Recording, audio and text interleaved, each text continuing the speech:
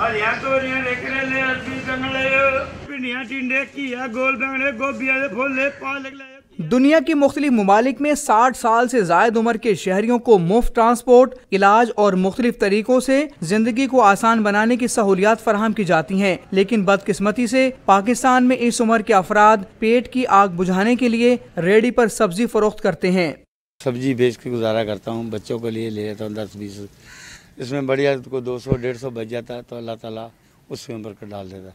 फिलहाल ये गवर्नमेंट है जो है इसने ना तो कोई अस्पताल का काम किया, ना कोई बुजुर्गों का काम किया। बच्चे का MRI टेस्ट कराने के लिए मुझे 15,000 रुपये किसी से कर्ज लेके अदा करने पड़े।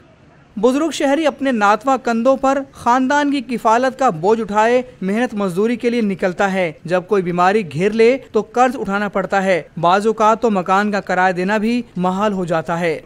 हुकूमत को तो यही चाहिए भी हमारे गरीबों का ख्याल करे, कोई वजीफा लगाए।